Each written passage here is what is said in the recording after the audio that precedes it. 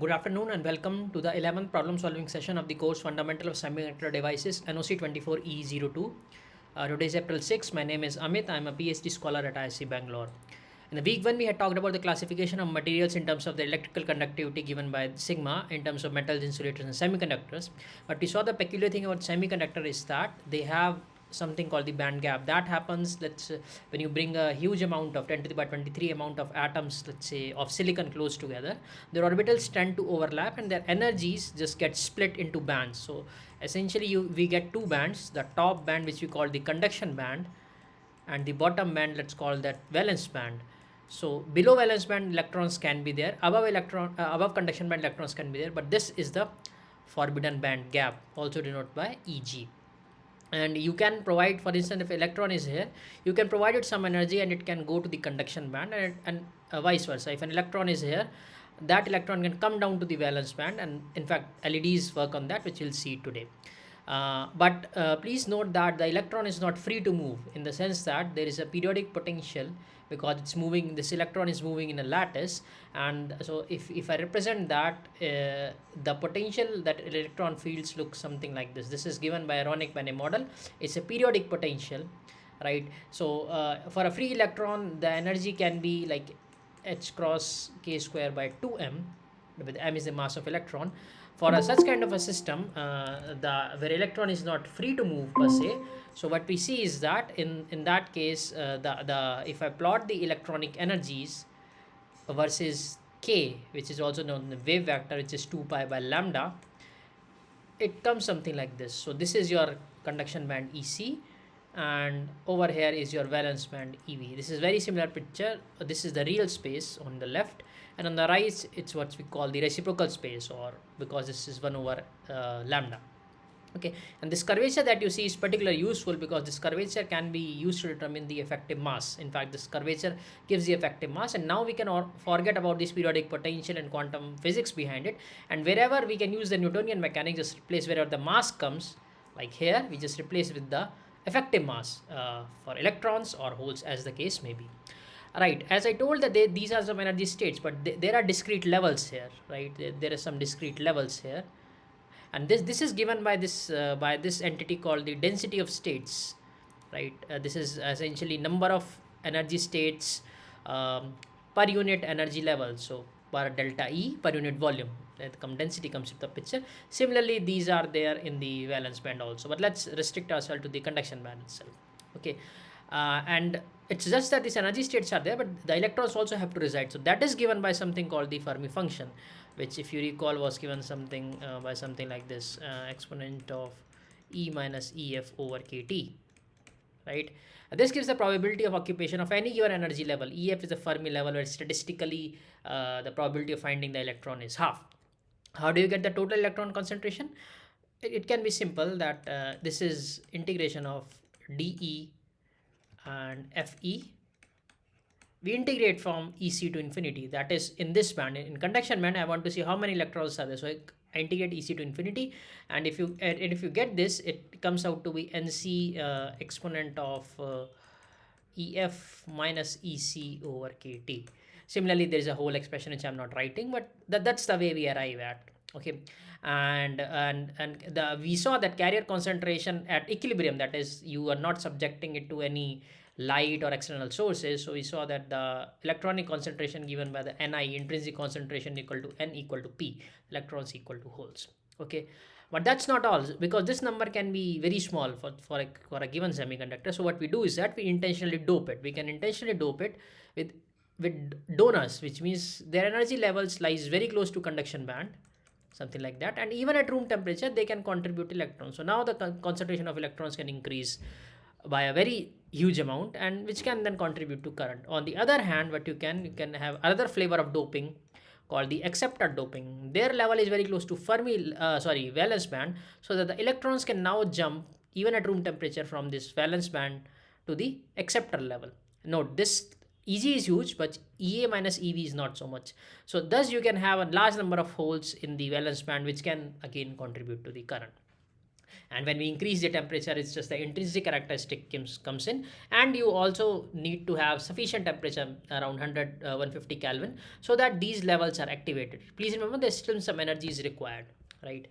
And then once you have the, let's say, the electrons in the conduction band by whatever way, now you can just apply an electric field to that and they'll move, just called the drift, which is given by this expression, drift velocity equal to mu times the applied electric field. And we saw that and how we express it is something like this. So this is Vd, drift velocity, and on x-axis you have the applied electric field.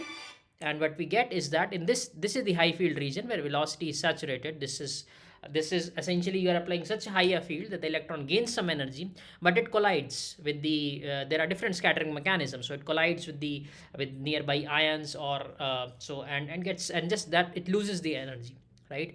And but here in this region, the linear region, the velocity keeps on increasing as we increase the applied electric field. Okay, and closely conduct this mu, this mobility is mu, and conductivity was given by Ne nu.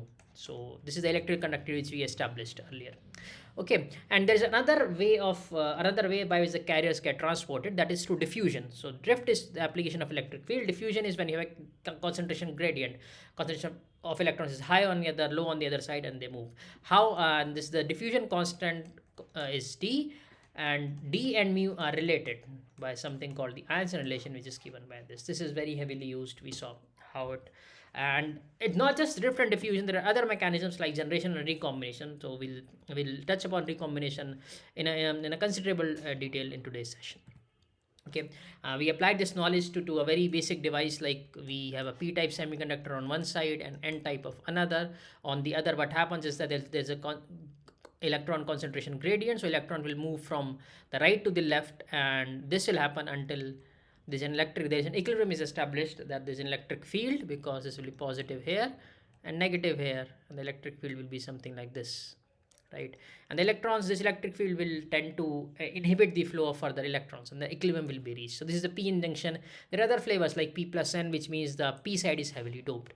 And we saw the charge profile, how it looks like, and you can see there's an electric field that is existing, which peaks at this junction, which is known as, if you recall, the metallurgical junction, the physical junction between P and N. And this region where you don't have any mobile charge is the depletion width, and there's a field associated, and naturally there'll be a potential.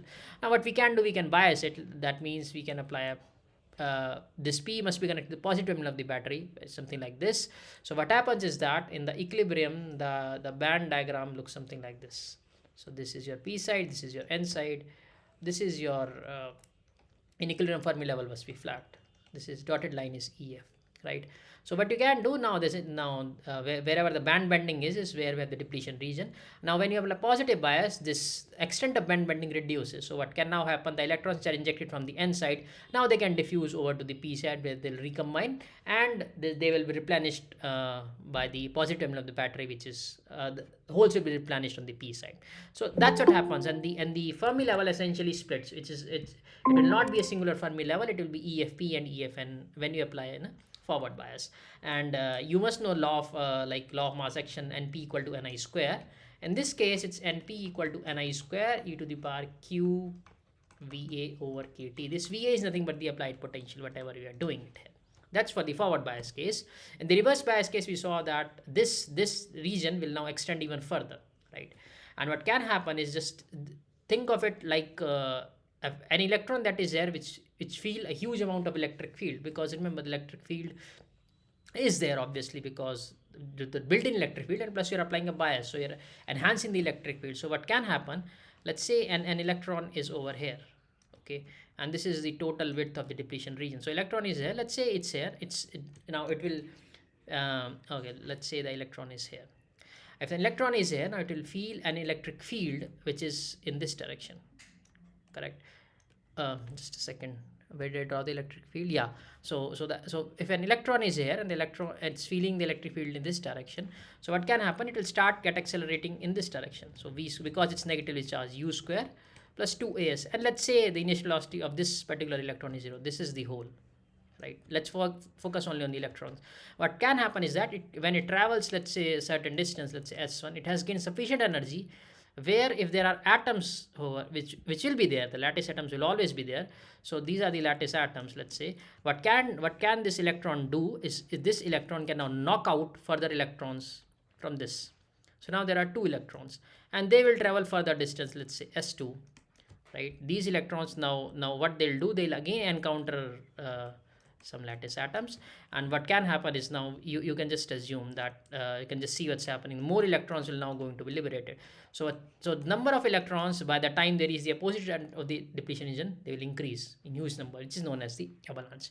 Another breakdown is the depletion, is the Zener breakdown. That happens when you have a heavy dope p-n region. So the band diagram looks something like this, and you have band to band tunneling of electrons. So the electrons will travel from here to here, and this is what happens in case of Zener breakdown, right? And just to complete the picture, how do the IV characteristics looks like? They look something like this. In the forward bias region, this is I versus V, which we talked in week 4, and the reverse bias looks something like this, and this is where I talked the breakdown. Okay, there is some background current that flows due to the, because some carriers will which reach here even when before breakdown, they'll be swept away to the electric field, which is known as the reverse saturation current. And as always, it's junction capacitance involved, because again it's as simple as that the charge is being separated, so there'll be capacitance epsilon A by D, simple as that. Then we saw some applications. LED will touch today, photoreactor solar cell we had talked about. Tunnel diode is nothing but it's a p plus n plus junction, and it's the peculiar thing is that its characteristics looks something like this. So first the current increased due to the turning from one side to another, then the current decreased. That happened because tunneling reduced, but the drift mechanism of the typical IV p-n junction has not kicked in, and finally it just replicated what the diffusion of the typical p-n junction is. And then we talked about the Schottky diode and the terms of work function electron affinity. These are very important because when I say you want to connect a wire to this p side, how do you do that? So this is going to be a metal semiconductor junction. This is what Schottky diodes are all about. Here I want an ohmic junction. This means I want it to conduct current in both sides without adding its own peculiarity. It will add some resistance, but that's fine. We try to minimize it. Otherwise, it should not like block current in one side and so on. That's a non-rectifying contact. Sometimes you do want current to be flowing only in one direction.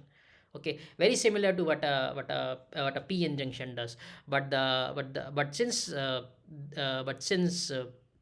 Schottky diode works on thermionic emission, so they have a peculiar curve. So it's faster in the sense in this way, and it has more leakage also. So the black is your Schottky, okay, green is your tunnel diode, all right, and the red is your typical p-n junction IV characteristic. So this was the tunnel diode, the green one. All right, then we increased the complexity a bit, and then talked 3-terminal devices like BJTs, N, P, and N. So this emitter, base, and collector, we saw how the relative doping and widths are to be there for these 3 terminals. And since there are 3 terminals, we can bias it in 4 different ways. So forward, reverse, reverse, reverse, and so on. And we saw the 4 different operation regions, but we talked in much more detail about the forward active mode, in which emitter base is forward bias. This is emitter, this is space, this is collector, and base collector is reverse bias. So base collector is reverse bias means it should be something like this. Okay, and we saw that the electrons will be injected in this configuration. This is just a forward bias p-n junction. So the electrons will be injected from emitter to the base, where will we have and base is thin enough and low doped so that very few electrons recombine here, and they quickly reach the base collector depletion region, will be swept away and collected over here. So that's, and various terms which were involved, like base transport factor essentially gave that how much of the emitter current is reaching the collector. So if you recall, if I recall this correctly, it was IC over IEN, right? And emitter injection efficiency is basically because there's a p-n junction, so there will current due to electrons as well as source. So I think this was IEN over IEN plus IEP. And the very famous beta, if you recall, is nothing but IC over IB, collector current upon base current. So we had talked about this. Then we talked about another device called the MOS capacitor, which used to look something like this. You have a metal terminal, you have an oxide layer in between, and it's sitting on a semiconductor, let's say a p-type silicon. we call this gate, and we typically ground this semiconductor, right? And so that's how it looked like in the different flavors. Like with a p-type silicon, it will be in NMOS and so on. And there are 4 regimes, so depending on the gate bias that you are applying, please note that I'm grounding the semiconductor. It can have 4 regions, like fat band, where you're not applying any bias for an ideal MOSFET. That is accumulation, that is you apply some negative bias, so the electrons will be attracted to this region, to this interface. They cannot travel to the oxide, please recall that. So this is oxide, right? And if you apply a positive bias, the holes will be repelled in p-type semiconductor. And if you still increase the positive bias, what will happen is that the electrons will start getting attracted, which is known as the inversion. So what's going to happen is that if I draw it in a different fashion, so this is the Fermi level, let's say, and this is the metal side, and this is the oxide, right? And what it looks like is that in equilibrium this will be flat. So what happens is that the bands bend in such a way that in the bulk, so this is your EV, this is your EF, this is EC, bands bend in such a manner that in the bulk the material is p-type. This is still p-type because EF is closer to EV. However, on the surface, EC is closer to EF. This means on the surface this is an n-type material, which is what is known as inversion, right? And thus we saw there are some certain expressions which involve what should be the potential at this interface, which we also call the surface. And it naturally depends on various amounts of things, like what is the doping. For higher doping, you have to deplete it more. Higher will be the threshold voltage. And choice of metal, because there's a work function difference in non-ideal case, and the gate dielectric also. So all these things matter. And finally, a peculiar thing was how does the capacitance look like. So it's very easy to see in the sense that we draw the capacitance as we vary the gate voltage. So at negative biases, I saw that you see all the charge, the whatever voltage you're modulating, all the charge will be connected here, and you will get is something called the C oxide. Very simple. However, as you enter the depletion mode, what's going to happen, this will also add a capacitor here. So 2 capacitor series will start reducing.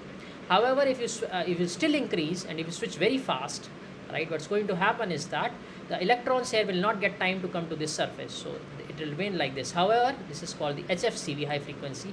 For low frequency, the electrons can now come from the bulk to this interface. Then the modulation, then the capacitance you will see is nothing but the C oxide, right? And there are various non-idealities, as I hinted. The metal work function need not be the same, and the oxide may have some trapped charges. So the flat band needs to be achieved first. And based on the MOSFET, we have something called the MOSFET. So what is the difference? Just that it has 2 more terminals. So this is your source side, and this is your drain terminal. And this terminal, the semiconductor, is also known as the body terminal, for instance, right? And again, there are 2 flavors, PMOS and NMOS. I already identified how it's different from MOSFET. And again, it has we saw how it's working is. So essentially, whatever charge that is put here will be balanced by the depletion charge and the inversion charge. We saw using the gradual channel approximation, in which, for instance, the channel, if this is the channel, this is made up of, let's say, the inversion charge, right, of electrons, and this will be the depletion charge. So the total charge, whatever is putting you are on the gate over here, has to be balanced on every slice. That is the gradual channel approximation. That's why you see this tilt. And it may so happen that if you apply high enough drain bias, the channel gets pinched off here, although the drain is somewhere over here. This means all the charge over here is being contributed by the drain. This is drain, but we have source over there, right? And based on this, we saw the 2 regimes of operation, in the sense that so this is again the IV characteristics. This is the linear region of a MOSFET. This is the saturation after the pinch off. And it's not that the body is useless here. So based on the body, you can change the threshold voltage, because you see there's a depletion region between this N-type silicon and N-type source and P-type silicon. Similarly, N-type drain, P-type silicon. So depletion charge you can modulate here, right? And that will determine the threshold voltage essentially. There is various parameters like the on resistance, which is the slope of this line. So I can say that del V by del VDS by del IDS. This is your output resistance. This is the on resistance, and the output conductance is the slope over here, G naught. This is very similar to the BJT characteristics. Finally, we move to the compound semiconductors, in which we talked about the various materials like 3,5, for example, gallium arsenide, gallium nitride, 2,6 like cadmium telluride, 2D semiconductors like graphene and MOS2 and so on. Ternary means it made up of 3 materials like aluminum, gallium nitride. Quaternary means 4 semiconductors like indium, aluminum, gallium nitride. Right, we saw that, and we saw the Vega's law, that how do you determine their various constants like lattice constant, band gap, and so on. And it's not like any material can be grown on top of other. They have to belong to the same family. That is, they must have similar crystal structure, and the mismatch in lattice constant should be bearable, because this gives rise to stress. If the stress is too much, the films will not grow. This is the epitaxial growth. Now heterostructures was something which we saw in a bit more detail, that if you join the two semiconductor materials which have different band gaps, right, how do they come about? We saw this we'll revisit the LEDs today. You will see that, and based on the band alignment, you can have different types of band structure. So for instance, this is one type, this is type 1, right? So a high band gap here, EG1 and EG2. This is one type, and we saw the staggered gap looks something like this, right? So this is EG1 and EG2. Based on that, here I'm ignoring the depletion region, but we solved a couple of problems in which we did invoke the depletion region. So that's banding is there, and then we saw that how do we determine the band discontinuity. You see this discontinuity over here, for instance, this delta EC, the step in delta EC, and here delta EV. How do you determine that for a given material system, for a given two materials? How do you determine that, right? And finally, in the last session, we moved to the opto-electronic devices, and we saw the solar cell in great detail, its photovoltaic principle, and we saw that a solar spectrum in terms of the air mass, that at noon it's air mass 1 and so forth, how the atmosphere blocks some of the wavelengths, and the key terms which you saw, the short circuit, which I will denote over here. This is IV. So the typical IV characteristics of a PN junction will look something like this, right? For solar cell, which we saw, which I'm drawing in dotted line, they are something like this, and we operate the solar cell over here. So this is solar cell, right? And it must have some Vm comma Im, the operating potential and current, and the fill factor is nothing but this is your VOC, and this was your ISC. ISC is nothing but when you're shining light and not applying any bias, how much current you are getting, right? And we also saw a very important term called the Shockley-Quasar limit. In that, we had talked about the fact that just because it's a low band gap semiconductor does not mean it will be the most efficient, right? It peaks at a certain point of time, the efficiency of a solar cell. Then we talked the photodetectors which operate in this quadrant. The photodetectors, they detect photons essentially when the light is falling. This current increases, and that's why we bias in the third quadrant. And we saw various terms like external quantum efficiency, responsibility. We'll talk about quantum efficiency in a bit more detail today, which is the topic for today. It's exclusively light emitting diodes. This brings us back to the PN junction. So in a way, this completes the whole loop where we started from. The first device we talked about was the PN junction, and now we are coming back to the PN junction itself. It's one of the most prominent applications, I would say. There are few others like Zener diode, which acts as a voltage regulator, but I would say LEDs, in terms of consumer market, LEDs is what you see all around yourself right now. LEDs like in your household, for lighting up the households, for decorative purposes, even in street lamps, they're coming very prominently. Okay, this is a question from the previous session itself. I'm just repeating it. So in this, which convert light into electricity. So as we had talked about, any thing which converts one form of energy to another is what we call the transducer. So I'm taking light here as the input and electricity is the output. So it's very easy to see because these devices you see around yourself. So what we have, solar cells. No, solar cells convert light to electricity. Correct. That's why they are used. So light to electricity is solar cells. Yes. Halogen bulb, that's not true. Halogen bulb is usually you still see in the street lamps predominantly. So they convert electricity to light. So it's the inverse process. This is not correct. LED also, the output is light and the input is electricity. You see in today's in bit more detail. Lasers is also the same. You input electricity and you get a very highly coherent light output. And the photodetector, so we saw 1 and 5 is the correct answer over here. And how do they do that? Essentially is it's very simple on a fundamental level. So what you have is, you have a semiconductor which has a band gap associated with that. If you shine light, we're shining light of the frequency h nu over here, as you can see. If h nu is less than the band gap, nothing is going to happen. I am assuming again there's no defects, there are no energy states here, but that's the ideal case. So what's going to happen, even if a photon is bombarded on this of this specific energy less than Eg, nothing is going to happen. This electron cannot be excited to this energy level where it can contribute to current, right? It needs to have a sufficient amount of energy, at least Eg or thereabouts, that's why this approximate sign, and then it can contribute, and then your electron will reach here, and then it can contribute to the current if you apply a bias across the device, across the semiconductor in this case. How, if energy is larger than Eg, what can happen is that can now excite the electrons, which are even electrons are even slightly below the valence band, and they can excite to energy higher than the bottom of the conduction. What will happen? The electron will gradually lose its energy in terms of scattering, like phonons more predominantly, and it will come down to its EC, very close to EC, if there is a state available. Okay.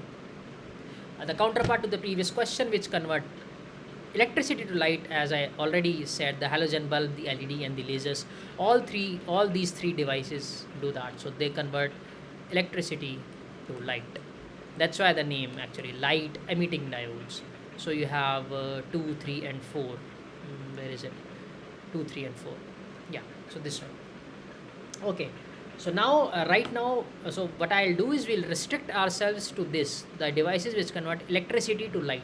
This means we want light as the output, and please remember that we want only light as the output. So what can happen is that, which we'll see in a bit, is that even when you provide some electrical input, that is connect a device to a battery essentially, you can get light, yes, but there can also be some other effects. You can also heat it up, which usually happens, right? For instance, the very simple example of this is that when you're charging your mobile phones, you are converting the electrical energy which is coming through your socket to the chemical energy of your battery. So essentially when you're charging a mobile phone, so this is your, let's say, your mobile phone battery,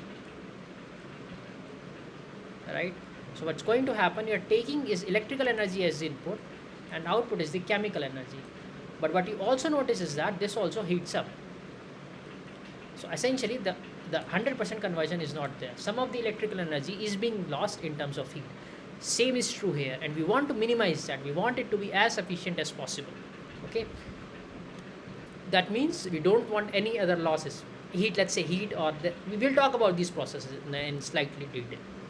So this question says, in context of radiative processes, what do we mean by radiative processes? So radiative processes, as the name suggests, which involve radiation. What radiation I'm talking about? I'm talking about light.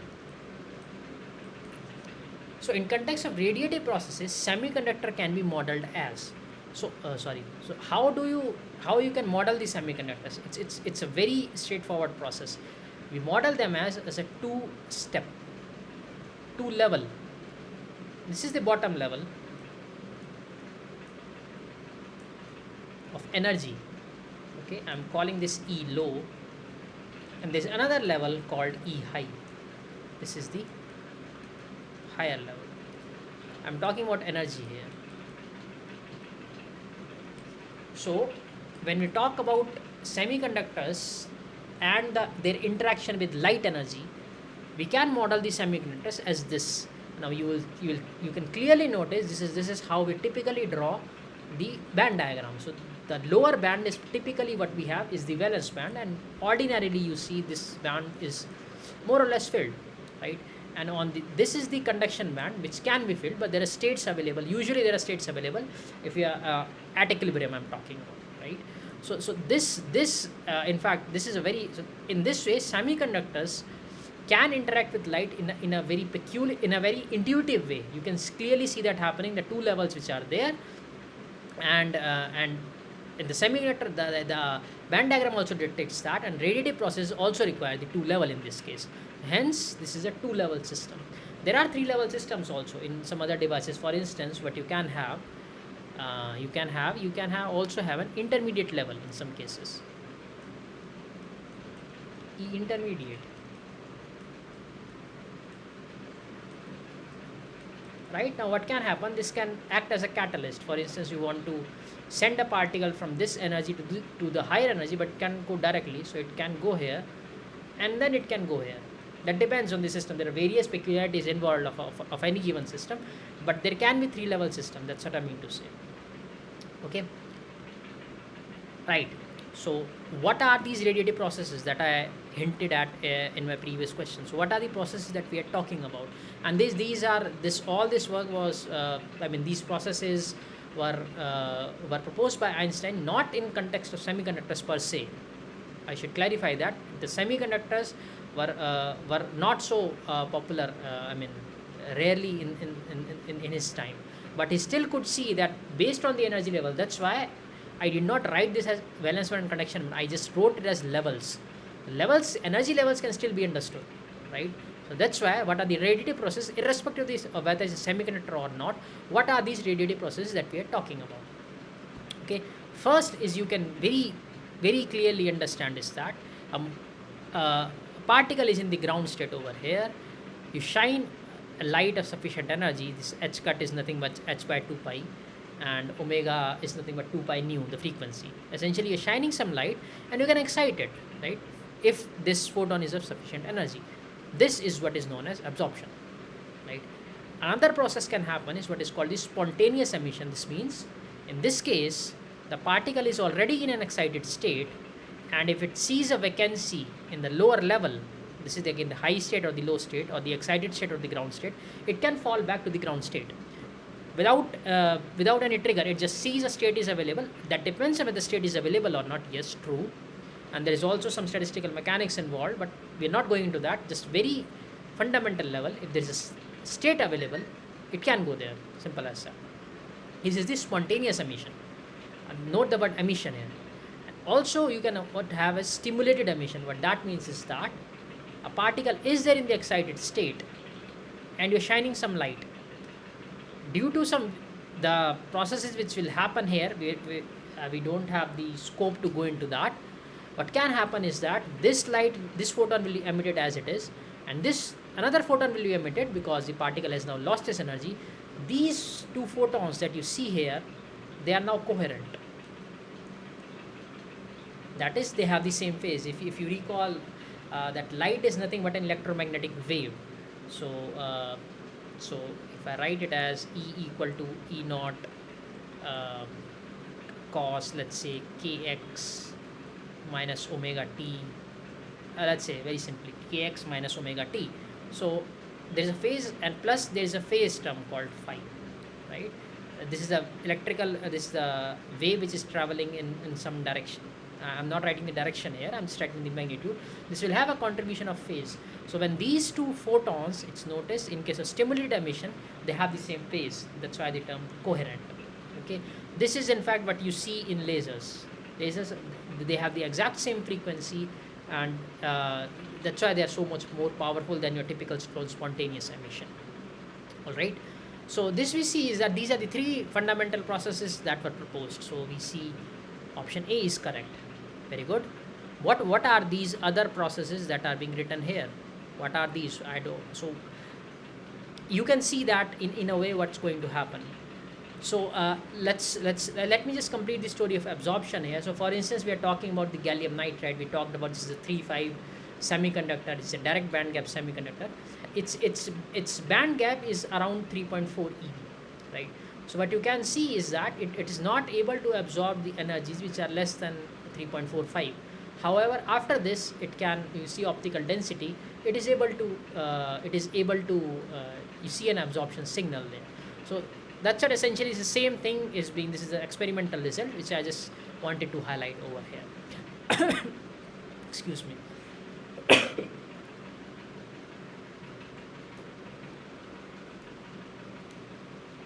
Okay, so now let's talk about a few other terms that are being written here. What you see is that option 2 and 3, this term recombination is appearing over and over again, and this recombination you have heard about it. For instance, now I'll switch back to semiconductor mode here. I'll talk about semiconductors here. So we know that what's going to happen is that this is your conduction band, this is your valence band. If an electron is here and a hole exists over here, this electron will simply fall over here and it will recombine. This process is known as recombination. This is in terms of energy what is happening. What's actually happening is that there is a lattice atom in which an electron is missing from it. The electron which is traveling more or less, which is traveling the periodic potential, will simply go back to the atom and satisfy its vacancy. That's what essentially physically that's happening. Okay, there are different ways of recombining. That's what these things denote. What is surface recombination? As the name suggests. So you see, I talked about that we are growing these materials one over the other. Okay, so let me take a very simple example. That let's say you are growing gallium arsenide. Okay, so in the bulk of this material, or let's say even simpler example, I would say, not a compound semiconductor but an elemental semiconductor. We're growing silicon. So in the bulk, all the silicon bonds, it must have 4 bonds to satisfy itself, its valency, sorry. On the surface, with the silicon atoms which are there, they cannot form 4 bonds. They can form 1, 2 and 3. This bond will remain. These bonds which are on the surface, they are known as dangling bonds. They are known as dangling bonds. So what can happen is that essentially recombination, so it will have dangling bonds, so they want to satisfy their valency. So if an electron is traveling near the surface, they can simply say, okay, come sit with us, right? And that's how they will try to forcefully rather satisfy their valency. And the electron can recombine. This is surface recombination. SRH, Shockley-Reed-Hall combination, is again which is observed. So what happens in that case is that electron and hole are recombining. I'll draw it in green color. So the electron and hole are recombining. What they are doing is that the energy is not being released. Okay, the energy is not being released in the form of a photon but a phonon. And this is typically associated when you have trap state. So trap state, usually I talked about in an ideal semiconductor, you will have no states which are in between EC and EV. This is a forbidden band gap, please remember. However, when you have defects in the lattice that we are growing over here due to impurities or due to break in the periodicity of the lattice, we denote it as a energy level, something like this.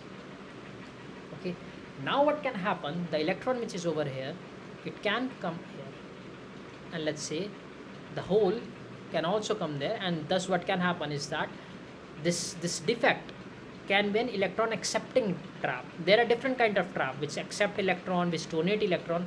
So if this trap is of an electron acceptor, that depends on the type of trap. It's a fairly complex field, but I'm just doing a very simple thing, that this defect, this energy level corresponds to electron acceptor. Okay, electron acceptor defect, electron defect of acceptor type. Okay, electron will fall here and essentially it has recombined. Okay, so what's going to happen, you will not see any in this case you will not see any photon being emitted. It's like in the case of spontaneous emission, although there's an energy loss that is happening, but that energy loss usually comes in the way of phonons. Similarly, they can be hole acceptors. There's various forms of that. That is the Shockley-Reed-Hall recombination. This is typical of an imperfect crystal, and trust me, that these materials that we are talking about, they are highly pure, but they are not perfect. They still have defects, and that's why SRH recombination is one of the most prominent defects for a low level injection. That means you are applying some bias to your device, and some of the electrons and holes will be lost due to these defects. As simple as that. Direct recombination I have more or less talked about. The other peculiar is the Auger recombination. Okay, what's going to happen is that, and this is again a very peculiar thing. In this case, I'll draw in black. So what's going to happen, the energy, let's say an electron and hole have recombined.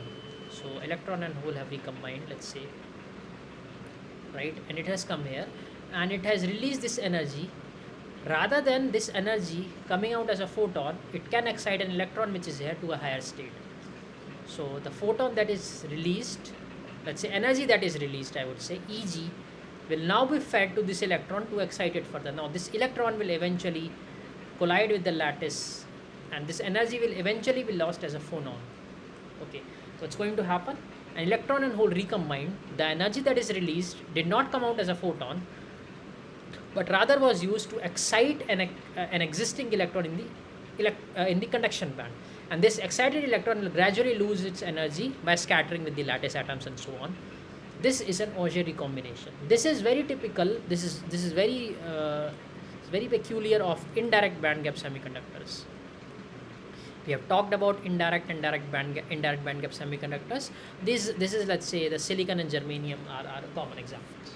Okay, but this is different ways of recombination. So what you are seeing is that the surface recombination, Auger recombination, SRH, they are non-radiative in the sense that they're not giving the output. Photon is not the output, even though some energy change is taking place. That energy is usually in terms of phonons. Phonons is essentially vibrations, as in very simple words.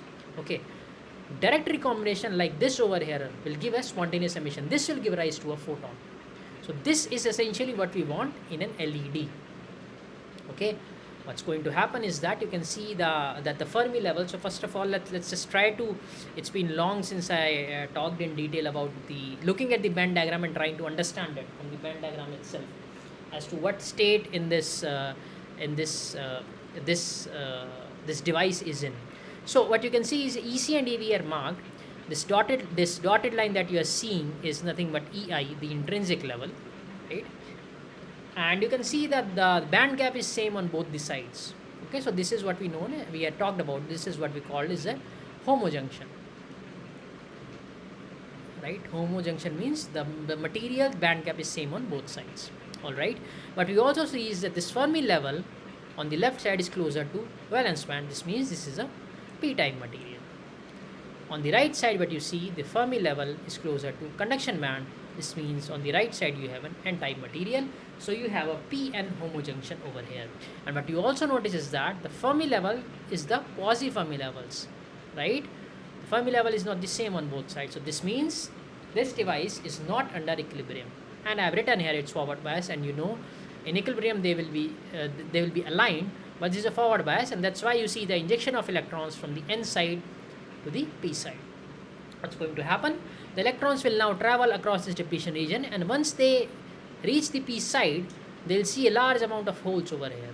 So the electron will simply jump from here to here, and this process, although I should technically say this process is also happening in the depletion region, and everywhere in fact this is happening, in the quasi-neutral regions as well as in the depletion region, but not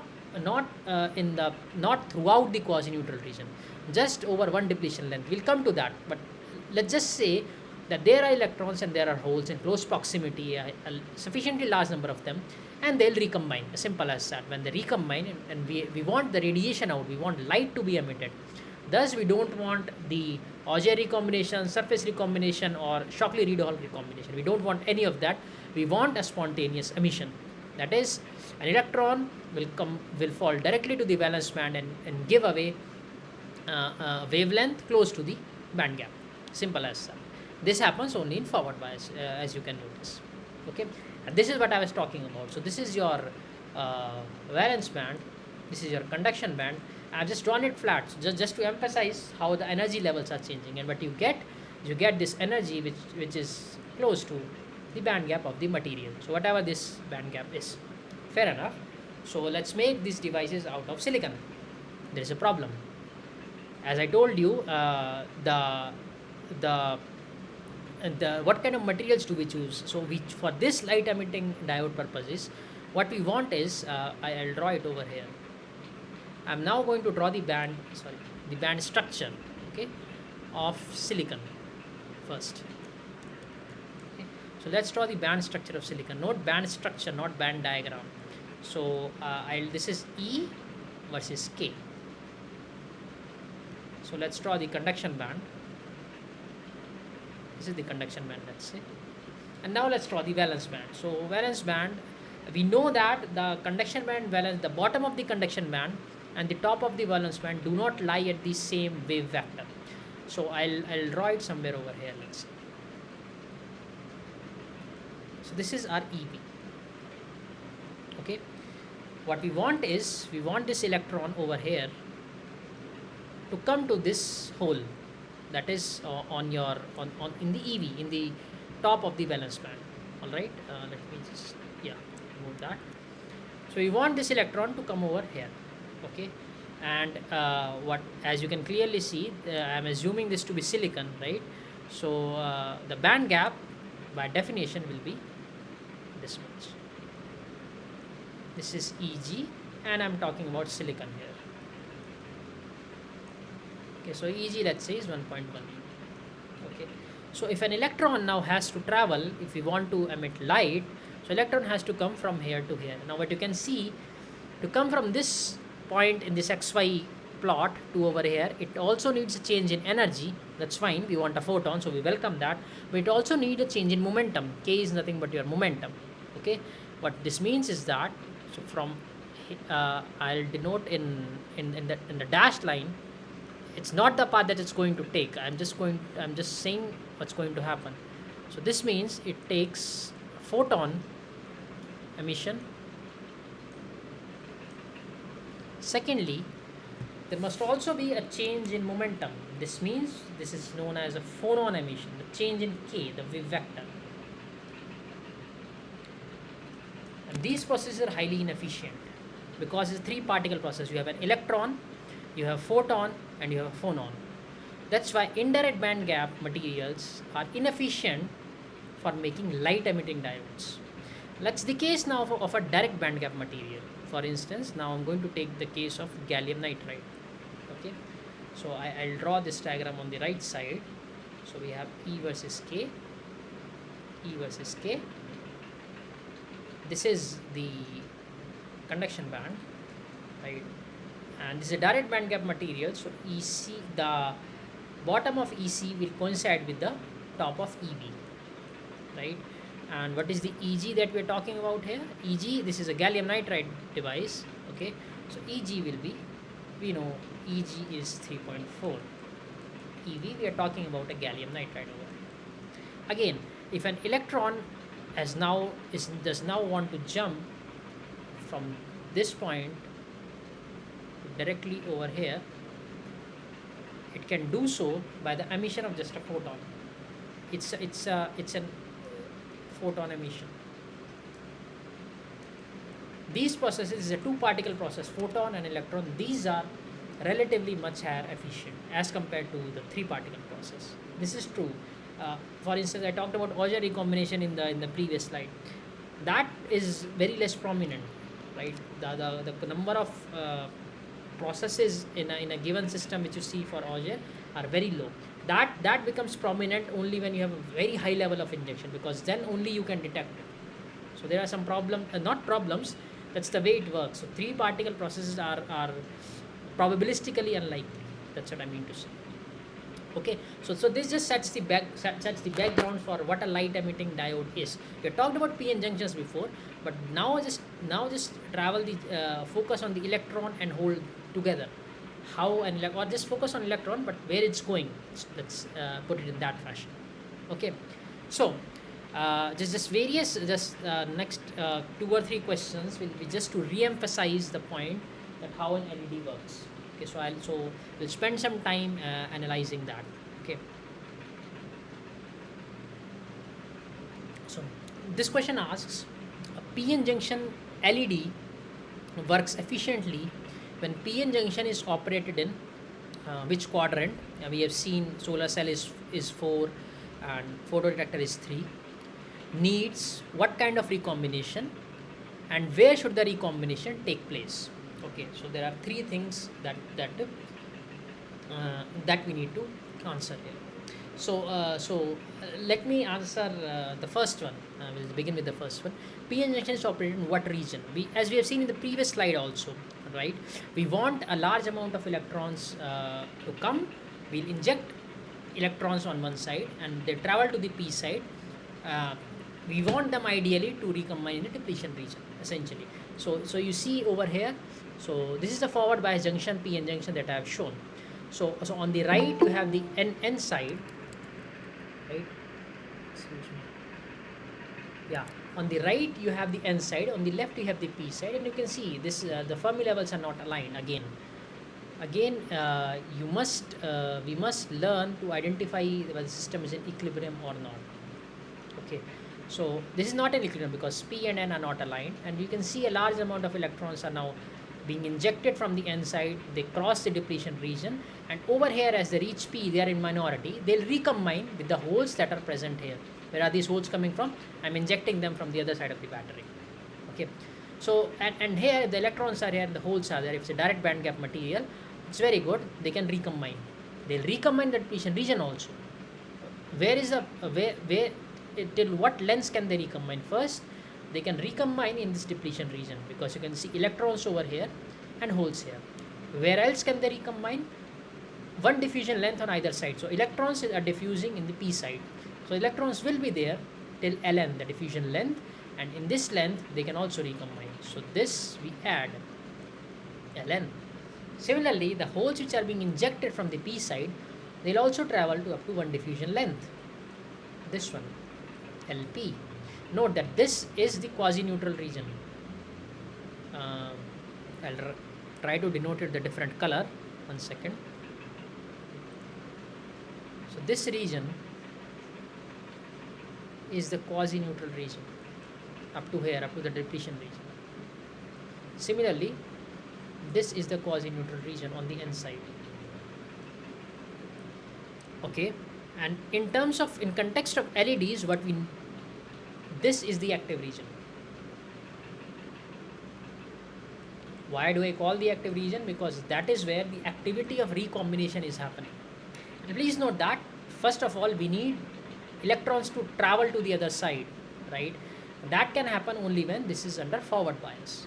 Okay, so if you recall the IV characteristics, right, the typical PN junction IV characteristics, this is your forward bias and this is your reverse bias, and somewhere over here it will break down.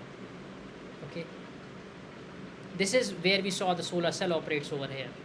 I just introduced a few slides back when we were revising the previous. This is where the photodetector is operated, right? And just for the sake of completion, let me draw the line how it look. Something like this. Okay, where do we want to operate? What do you call an LED? Over here. We want we want to inject the electrons because we are supplying electrical input. We want it to be in the forward bias. Okay, that's why we'll operate it in the first quadrant. Okay, so that answers that we want it in the first quadrant, so not fourth, not second, but first. What kind of recombination do we need? And as I just talked, there are different ways of recombining, right? Some will give light, some will not. Radiative recombination is where the output is light, as we saw for Auger recombination, for SRH, or for what was it, surface recombination. The output is not light, the output is not a photon but a phonon. That's non-radiative. The radiation is not coming out, right? It's just a vibration. So we want a radiative recombination. So we want a radiative recombination. We want first quadrant and we want a radiative recombination. And where does the recombination take place? It takes place in depletion region, as I'm saying here, and also one diffusion length on either side. All right, that is important. Both sides. We want them to be as small as possible. So we have to dope. There are various other parameters that come into the picture, but that's just a snapshot of it, which is on your screens. So we want in the depletion region, right? This is the correct one. But please note, on one diffusion length, it does exist. Okay, how do we reduce that? I want the depletion only to be happening here. There is various ways. So for instance, you can dope it one side higher. So at least Ln is eliminated, let's say. So if you dope it N plus, if you dope it P plus, then all the depletion is happening only on the one side. So there are various ways of doing that, and we'll see. But otherwise, that's how a typical LED is supposed to be biased and function. Okay, right. Similar question, but phrased in a different manner.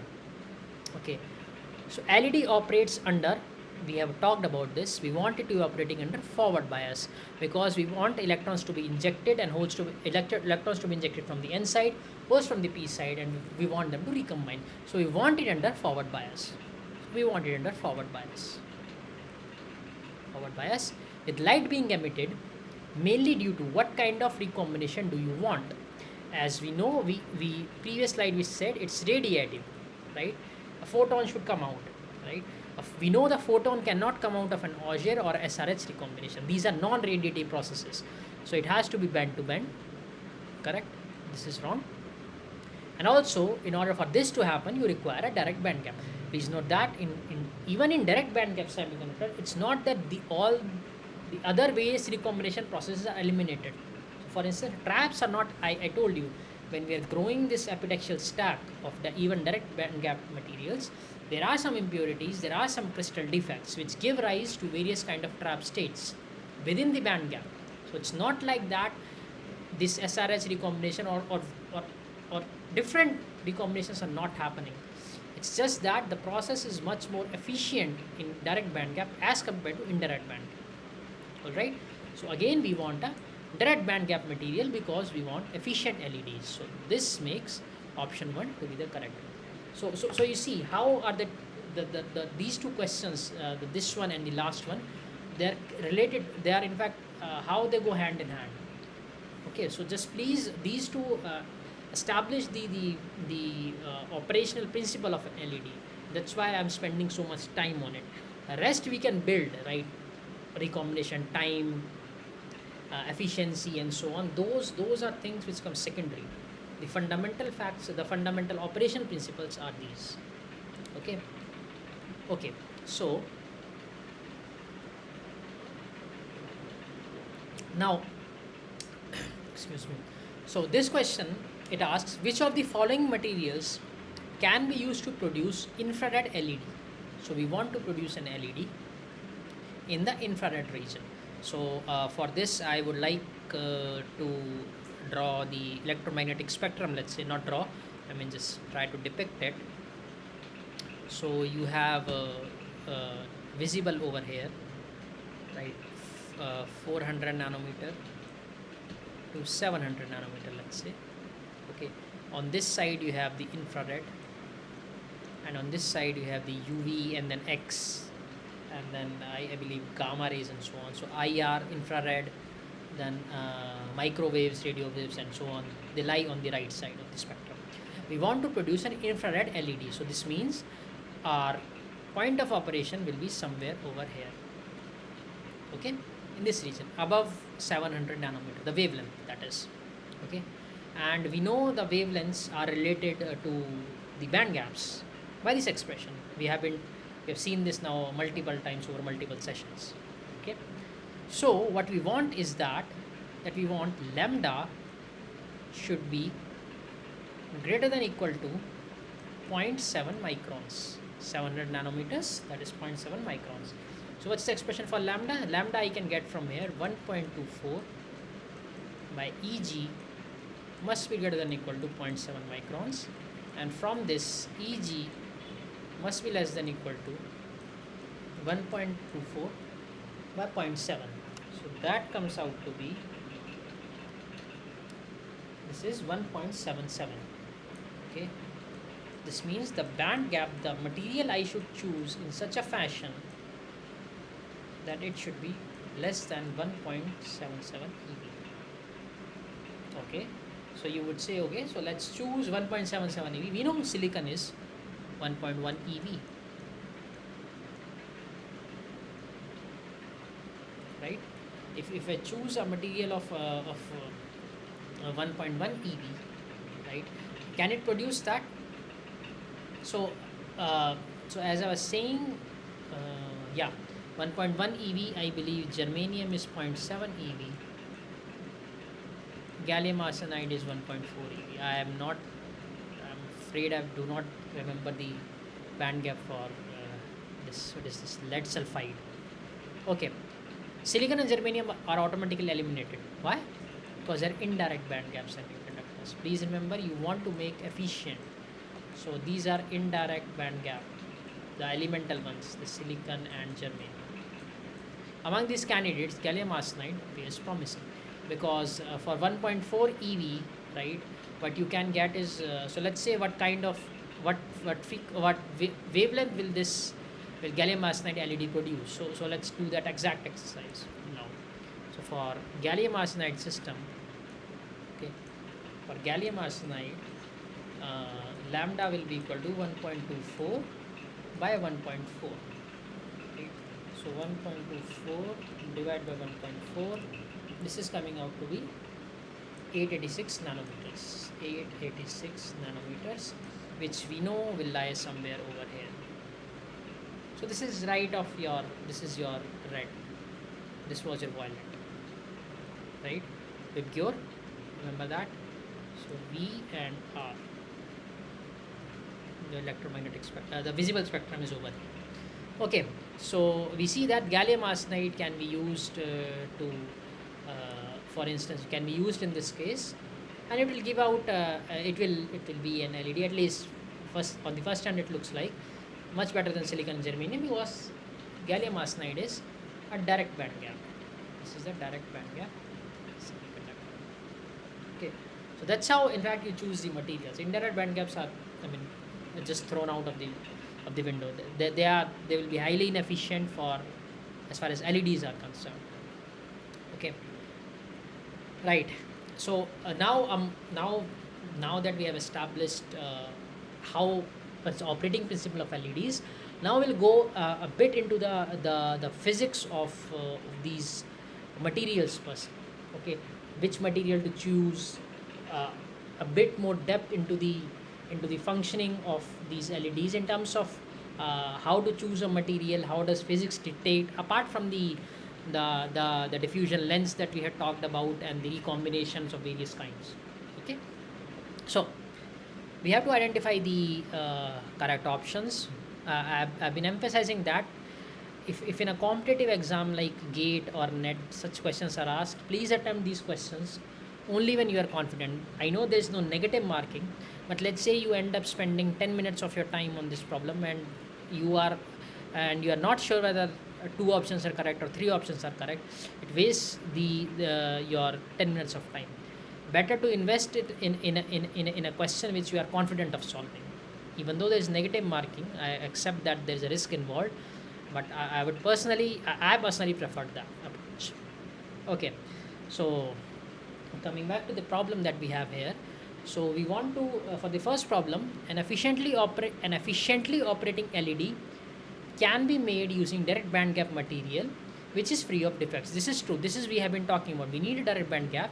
And why does this term free of defect come? This comes because remember that there's a when you have a band gap PC and EV, if there's a defect state over here, what can happen, this can act as an electron trap.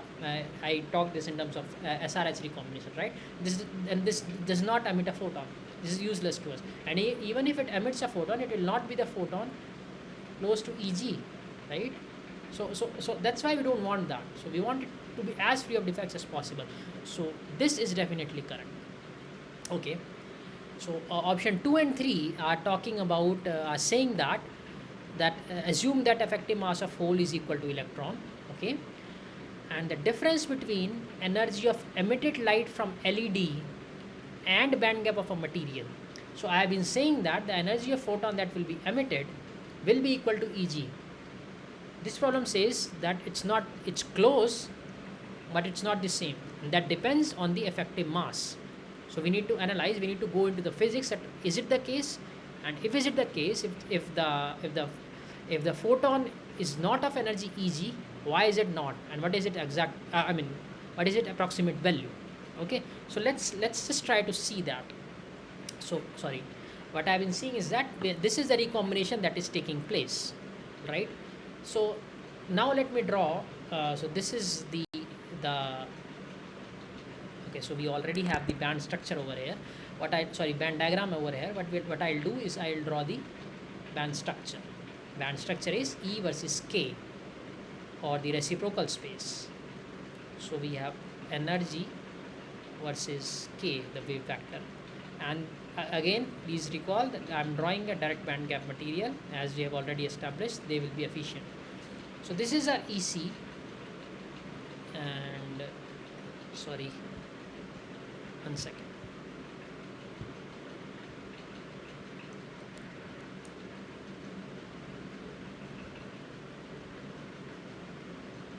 This will be our EV. Okay, this is our EC, this is our EV. These are essentially nothing but quantum wells. This means the energies here are quantized. I had hinted that when I'm talking about density of states, right? So these are discrete energy levels that are here, and so on. So what will be the first energy level? So this is the bottom, this is EC, this is, let's say, call it EC0. So what is the typical EC that you will see here? You will see EC0, this level I'm calling a EC0, plus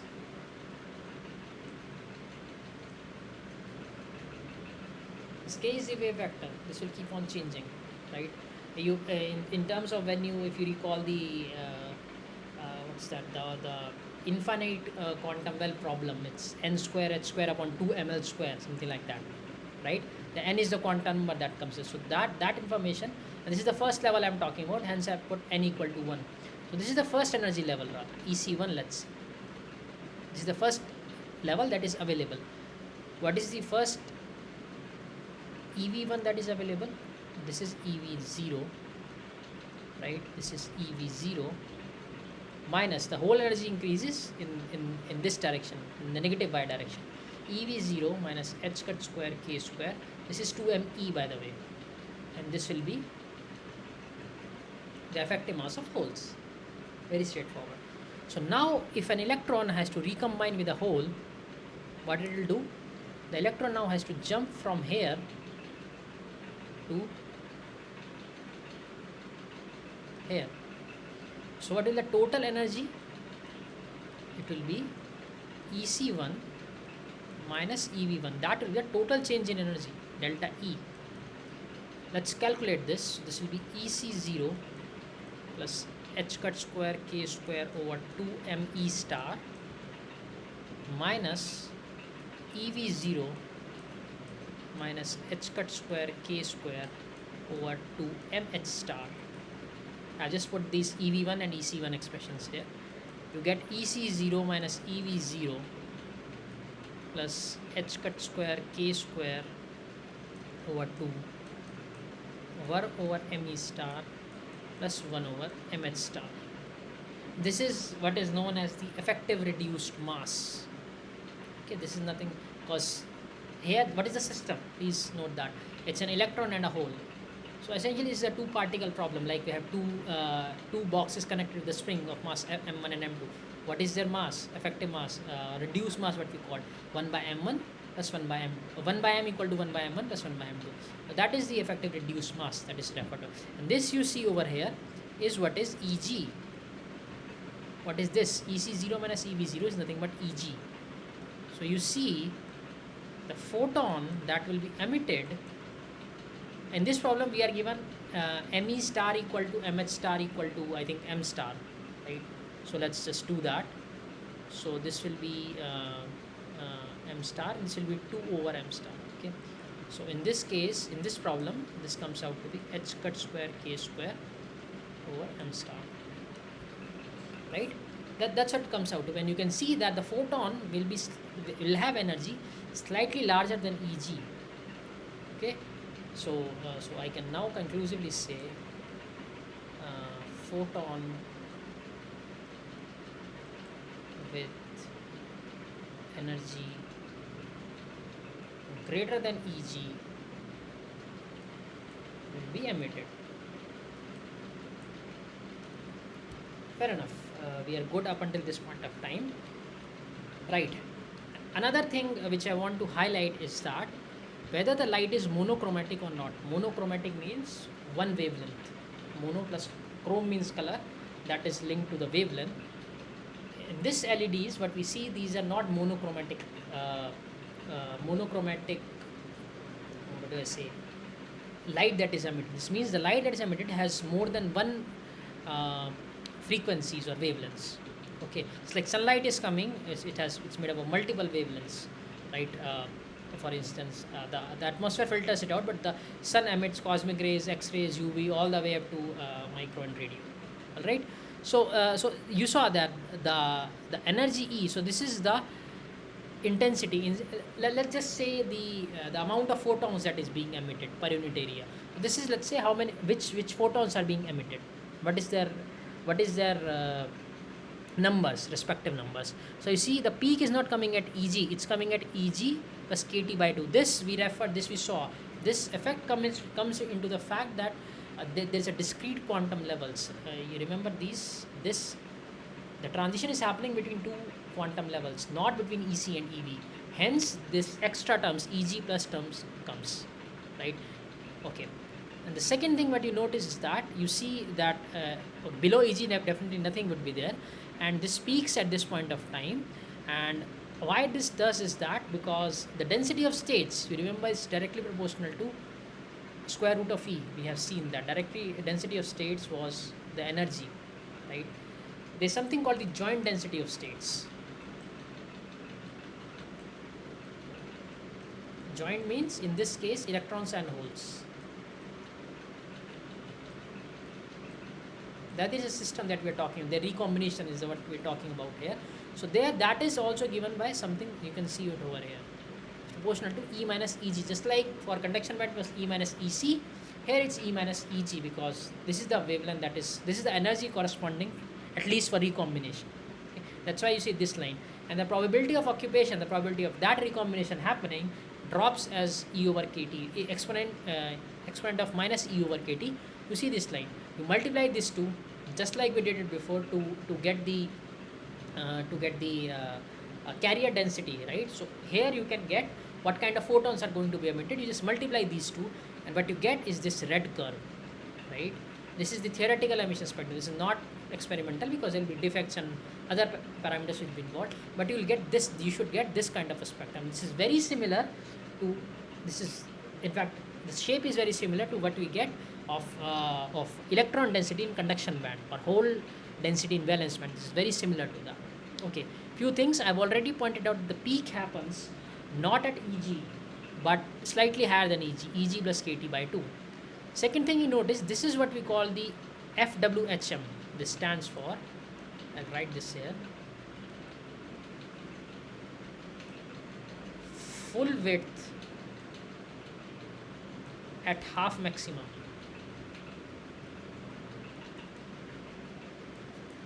What does it mean? Is that whatever this maximum point is, let's say this is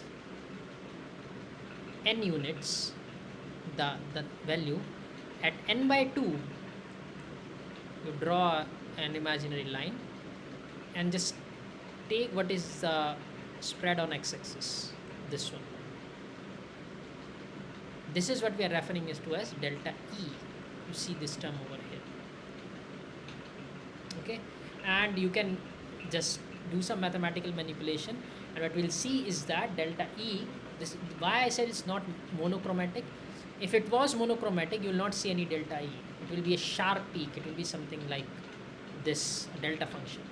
But you do see a broadened peak, and this is the distribution of energies that you are getting, right? And you can also convert it to the to simply equal to hc by lambda. Nothing else is happening here. And you can calculate it using differentiate. You have to differentiate it once, and you will get this expression. So delta lambda is 1.8 kT lambda square by hc. Okay, so this means we are not having monochromatic. We are not emitting one wavelength, although the Eg is fixed for this specific material, but yet I'm not getting hc by lambda as the output, or even Eg plus kT by 2, whatever the peak is. I'm not getting that as the output, but a large number of wavelengths, more than one wavelength I am getting, and this is their spread. Okay, so we have seen that this was true, and we also saw that the X for these, we saw that what was this, the difference between the energy. So we saw the delta E was Eg plus h cut square k square over m star, right? So as we increase the effective mass, what's going to happen? Delta E will decrease, right? Delta E will decrease. If you increase this quantity, delta E should reduce. Yeah, so this option is correct.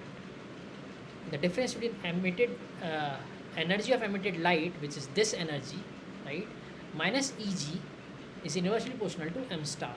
As m star increases, the difference will decrease. So this option is correct. Now for these last options, what we had is the spread is given by 1.8 kT lambda square by Hc, right? So let's compare. Light emitted by UV LED has more spread. This is the spread in wavelength as compared to IR LED. So we know UV LED. UV LED will have smaller wavelength, because this is the wavelength. This is 0.4 microns. This is 0.7 microns. This is your visible with pure, and this is your UV here, and this is your IR here, infrared. So UV will have definitely smaller wavelength than IR.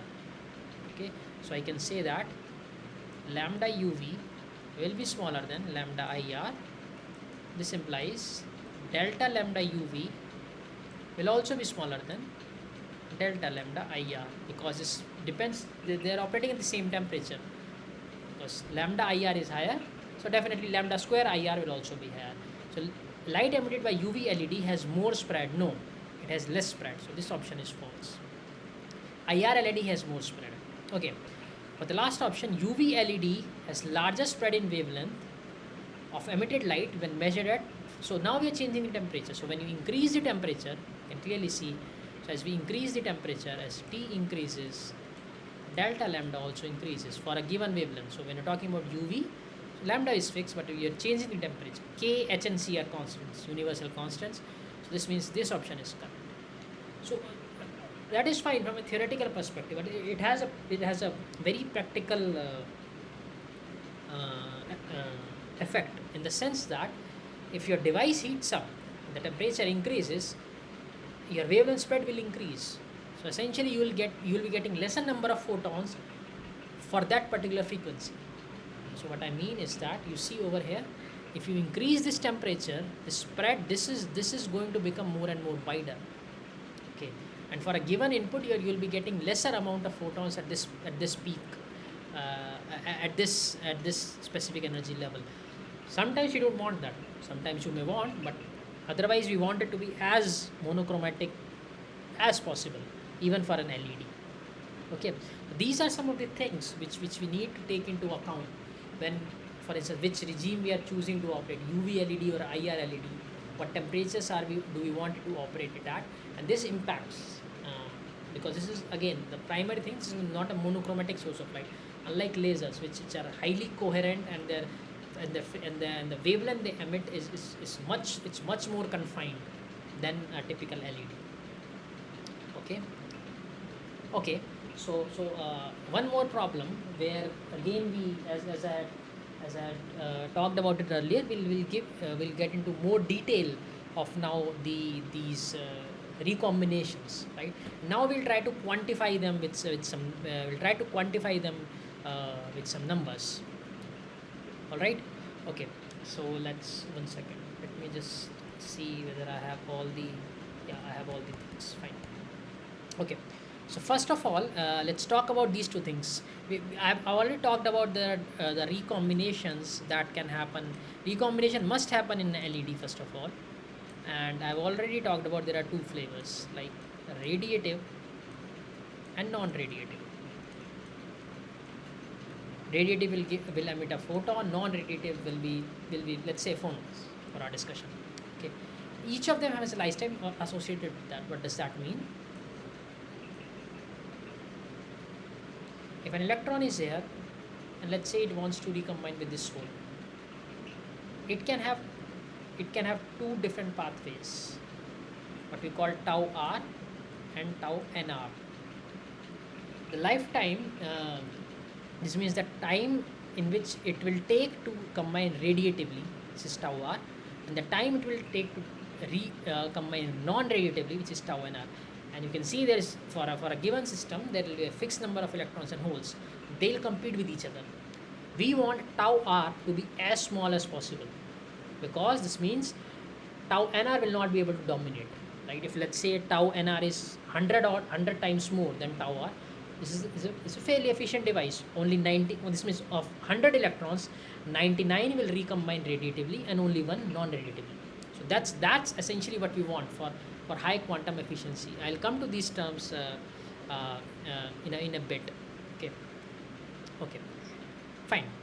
So in order to understand a bit more details of radiative non-radiative lifetime, let's do it with this problem. So radiative and non-radiative lifetimes are given by tau r and tau nr respectively, which will be the material with the efficient light emitter. So as I've already told you, they are competing with each other. The radiative and non-radiative process are competing for the same effect. Please note, the effect will be the same.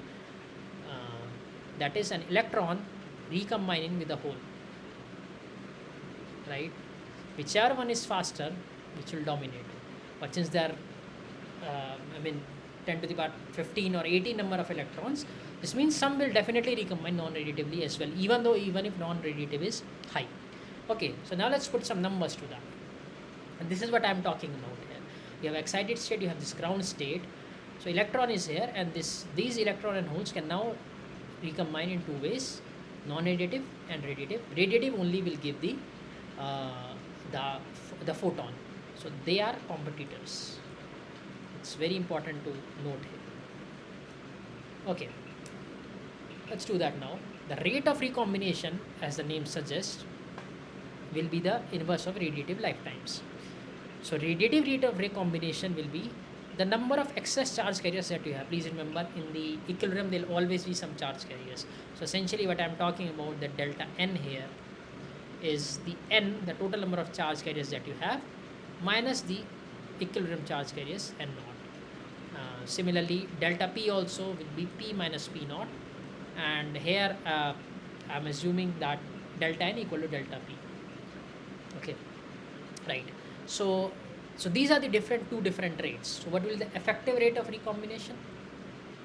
It will be this: how many electrons are recombining per second. So it will be equal to the electrons recombining radiatively plus electrons recombining non-radiatively. So that will be delta n by tau r plus delta n by tau nr. Okay, just a second.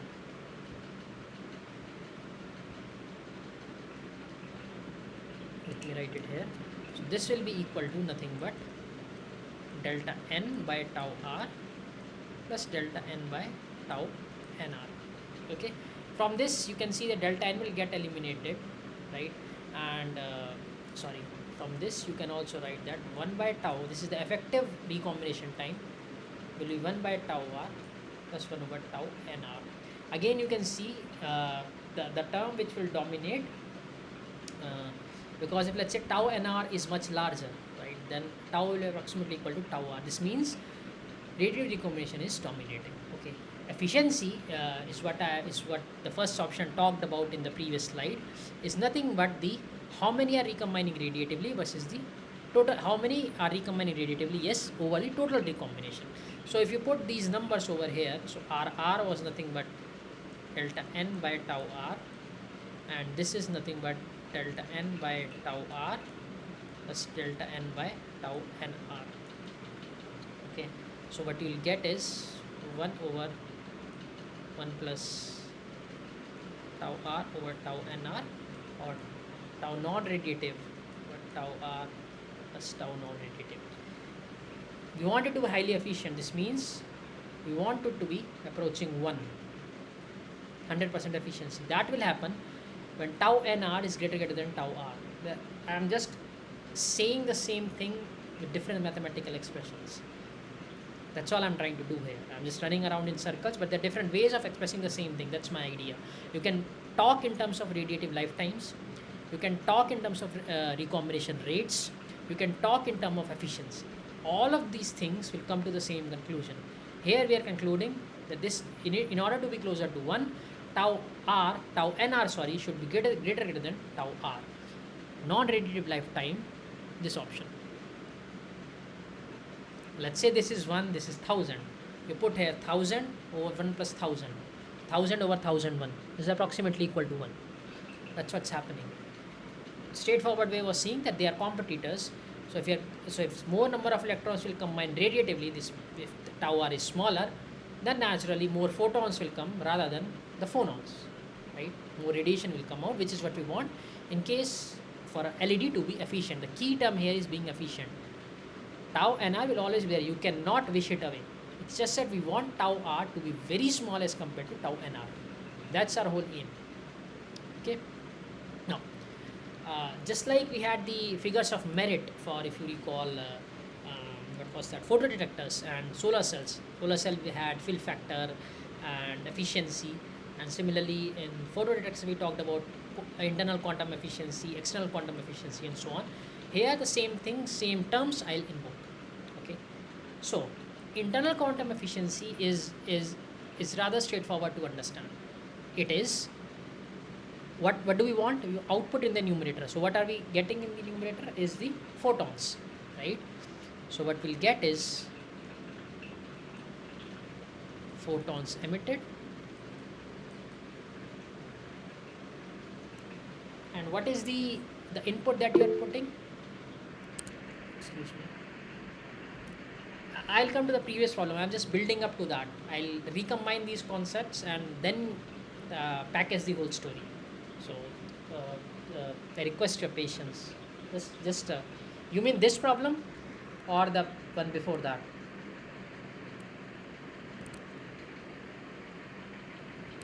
Okay, I'll come back to, where was it? I'll come to this problem in a minute. So now that we are here, so we know that I told you they are competitors, right? So what we want tau r to be less than tau nr. So non-radiative recombination lifetime should be larger than radiative recombination lifetime. So this is the correct option. This is wrong. The other options I'll come to when we go to, first we talk about this slide. These figures of merit. So what we have here is LED's figure of merit. So internal quantum efficiency. So as the name suggests, we are only interested in what is happening in the bulk of the device, not the peripherals. That how good are the wires, how good is the chassis, because the light, please remember, the light in this case has to come out. So inside there is a semiconductor device which is emitting light, but light, if you see, there is an outer casing also in your LED bulbs. So all those things, effectively for a consumer, those things matter to sell. But internally what's happening is what we know as the internal quantum efficiency. So photons that are emitted, right? Photons that are emitted over the input, what we are putting over here, input, if you recall, is what we are putting we are injecting the current, right? So let's say the electrons injected. Okay, the photons emitted over the electrons injected, right? Okay, that's not the complete picture. As I was saying, is that the photons which are emitted, you see, they'll recombine over here, right, in the depletion region and the one diffusion length over here and there. All the photons that are emitted may not be extracted, means they may not be able to come out. For instance, the photon, you see this photon is moving in this direction. What will happen? This may be lost. This may be lost forever, right? So external quantum efficiency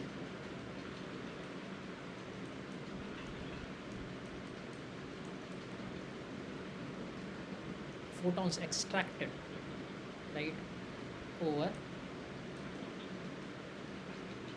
electrons supplied.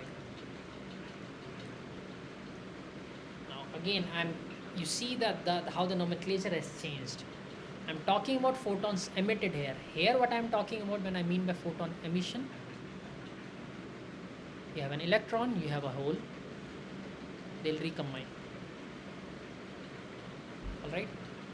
That is the only thing I am concerned about here. Right? I made a mistake, sorry. This is not this. This is essentially the efficiency that I got confused. Sorry about that. This is essentially the efficiency we had talked about there. It's tau nr over tau r by tau nr. Essentially,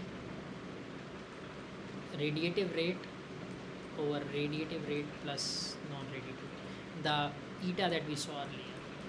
This is the internal quantum efficiency. So for an electron that is reaching the over here, it can go two pathways, tau r or tau nr. Internal quantum efficiency tells me which path will it take, right? External quantum efficiency is a bit different. External quantum efficiency talks about that how many photons which are emitted, now let's say the photons have been emitted, how many are you able to extract, right, divided by the electrons that you have supplied. So here it is actually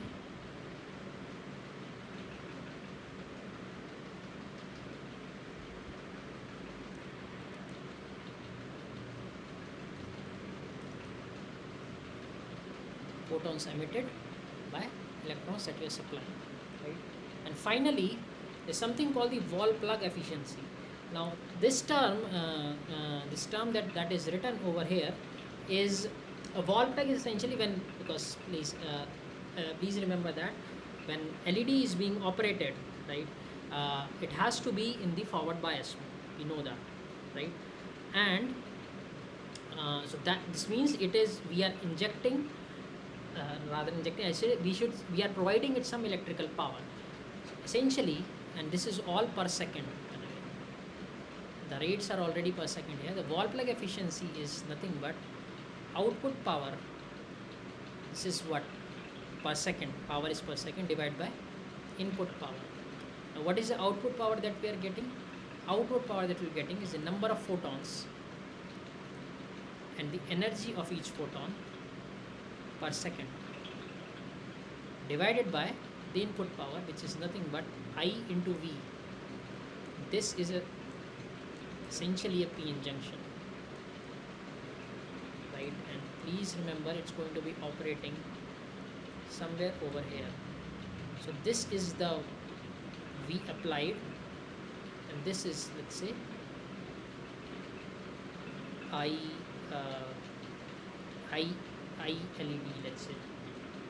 So this I into V is nothing but V applied times I LED. There must be a biasing point that we are providing, that we are biasing this LED with. Okay, so these are some of the terms that are very important, and I mean, again, this is in fact similar in a way if you see that we had talked about for forgetting that for photodetector. There also we talked about something called the internal quantum efficiency and the external efficiency. So internal is essentially the one that is inherent to the device itself, right? And external is something which includes the periphery as well. So not just the inherent semiconductor device, how good is the quality of semiconductor device, but rather the external materials that you are putting in order to make that particular device work, right? So let me just see that I have not written anything wrong. Yeah. So external quantum efficiency is number of photons that are emitted, so that are coming out of the device. Okay, and over the electrons injected, so electrons supplied. So whatever electrons that you are supplying here, so electrons will be injected over here, please remember, and holes will be injected over here. They'll essentially, when they come to the depletion region or one diffusion length on either side, they'll recombine, and that only is the thing that is going to give us the current, right? Okay, right. So let me just see. Yeah, another way of seeing this is how should I write this? Okay, photon emitted in active region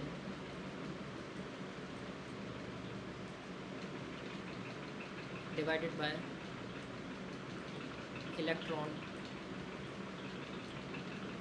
reaching the active region. What does it even mean? So please remember, internal quantum efficiency, we are only comparing the radiative and non-radiative processes. The assumption is that the electron has already reached the active region. The active region, please remember, I'll draw it somewhere. I'll draw it here. 1 second.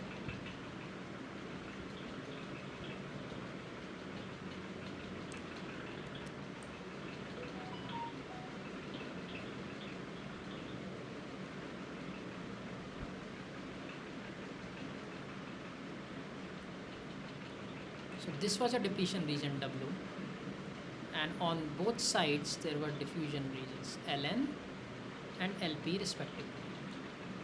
This whole thing, W active region, was Ln plus W plus Lp. Okay. All the electrons that you are injecting from the battery need not reach this active region. Where are they going, you might ask? Some electrons may be lost, let's say where the connections are, or in the quasi-neutral region.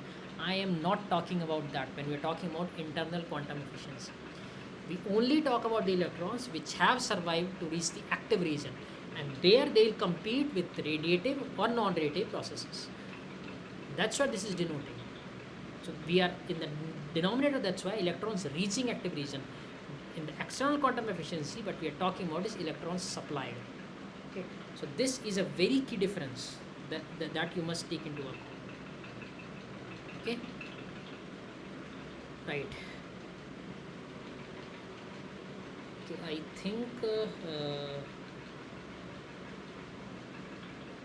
I think that is all that I want to say about this. Okay. Yeah, so that's about that, and finally, yeah, we'll complete this. So naturally, external quantum efficiency will always be, we've already seen that radiative combination lifetime has to be larger, and external quantum efficiency will always be larger than the wall plug efficiency, because essentially wall plug, there will be some deficiencies that are involved when you compare the wall plug efficiency, right, to the electrons that are injected into the LED, because there will always be some loss from the battery to till the electron reaches the LED. So wall plug efficiency will always be smaller than external quantum efficiency, and obviously external quantum efficiency will again be smaller than internal quantum efficiency, because again, some, as we saw in this expression, some of the photons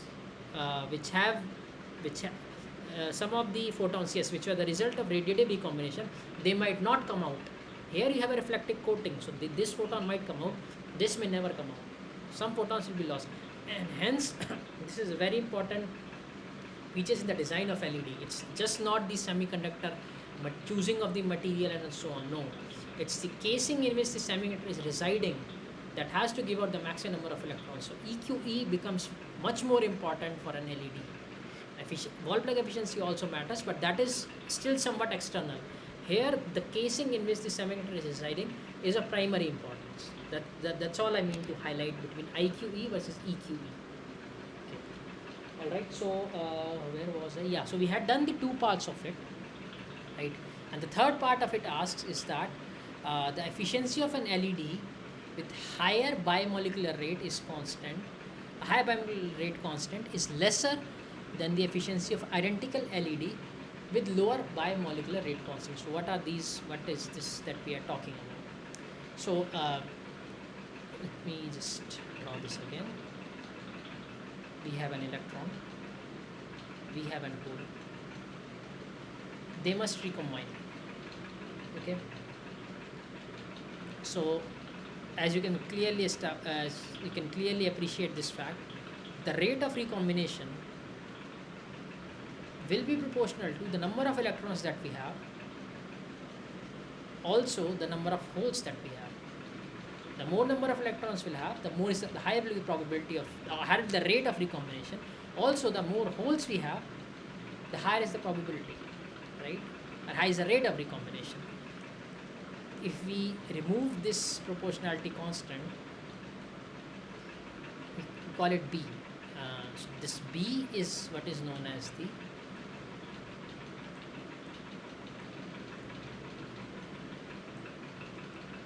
bimolecular rate constant. Bi is essentially coming from because it's a two species process that we are encountering here. That's why this name comes in. Okay. So let me just see that how it's okay. Right. So this is the radiative recombination I'm talking about. Please note that. Okay. So the higher the radiative rate of the the higher the value of this thing of B. So essentially, what happens is that this is not the excess so the rate, if you recall, was delta n by tau. Okay. So what's going to happen is, I think this is just a second.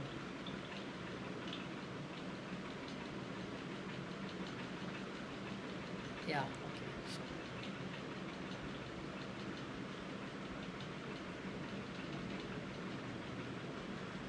So that expression was correct actually, which I wrote.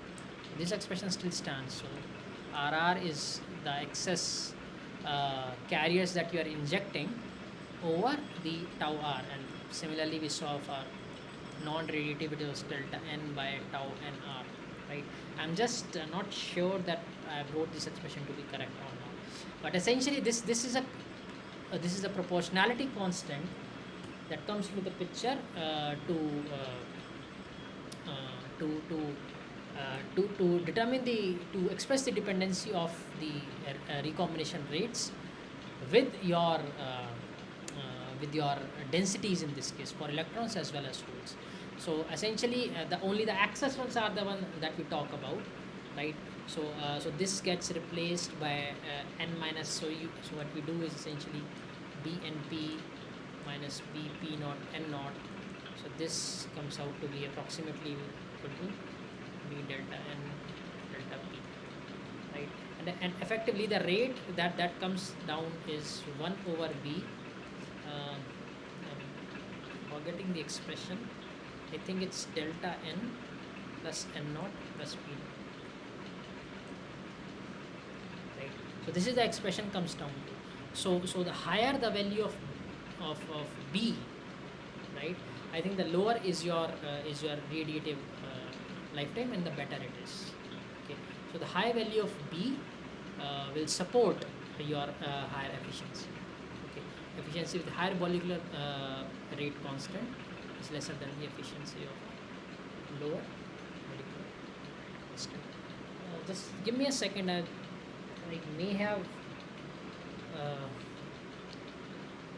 may have made a mistake here. I'll just correct it because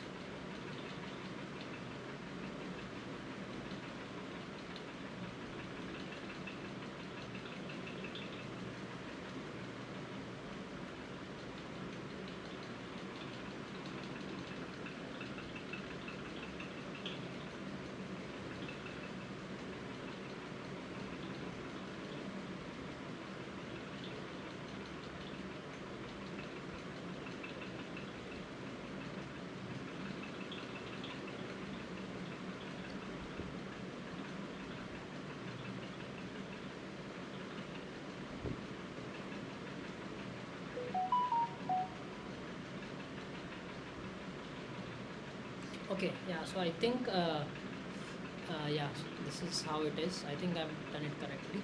Now this is the part. I hope I have some time. Yeah. So this is the part I've discussed in the last session also. Last session, I believe, or last session. How to design it efficiently. The first of the efficient designs that you see is that it has to be direct band gap and so on. But what you clearly notice is that when this is the homojunction, this means both the sides have same band gap, and we see that it's not and it's under not under any bias. So you see EF is flat, on the right is N type, left is P, because EF is closer to P on the left. you put it under a forward bias, and you can see the electrons are now injecting on the n side, and they diffuse over here on the p side over one diffusion length ln. Similarly, the holes will diffuse one diffusion length lp, and the photons that will be emitted will be from the active region, that is ln plus this width w plus lp. This is your active region where the photons will be emitted. Now, there is a problem here. The photon that is being emitted here can be reabsorbed by this electron over here, right? So what you're doing is, the photon is being emitted, recombination is happening, but the photon is absorbed again in this quasi-neutral region, which you don't want actually. Okay, how do we take care of this? It's a very simple thing. You just make sure that the photon is being emitted only in this. We create a well sort of. How do we do that? We make a heterojunction. You see the material on the left side, right, has higher band gap. On the left and right rather has higher band gap as compared to the material in the middle, right? So when the recombination happens in the depletion or in the, this is called a quantum well, by the way. When it happens in this quantum well, what's going to happen is that an energy will be emitted h nu. Now this photon will have lesser energy than the band gap of this the second the wider band gap material that you have. So this will not be absorbed. This photon will not be absorbed. So the problem that we had here is solved. And plus the second thing is that the carriers, the electrons and holes, are trapped in this. So you can see this is a well. So the electrons are coming from this side. They have to fill here. They have to spend much more time over here. They can simply just cross over this reduced barrier. They have to struggle much more in this. This is also known as a double heterostructure, by the way. Double heterostructure means for a photon, so to speak, or electrons and holes are trapped in these heterostructures. So neither the electrons nor holes can travel as freely as compared to this homojunction that we are seeing. That's why this term, the double heterostructure that we see here. And this is a much more efficient design. This is just from where it's taken, and I've already explained the various things that are involved here. So for instance, the active region is again ln plus w plus lp. Please remember that. Okay, in heterojunctions they are just confined, right? And the active region naturally is also reduces. It's only this region, the width of this well, so to speak, or the width of this double heterostructure denoted by dh over here. Okay, so based on this concept of these quantum well based LEDs, we have a problem here. So you have been asked to design a single quantum well LED with GaN as the material in which recombination will take place. Okay, which of the following materials can be used on either side of the GaN to create the confinement? Okay, so what we want is, we want something like this.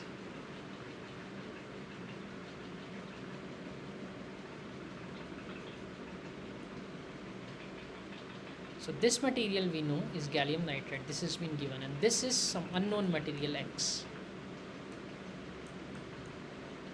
What material should this be?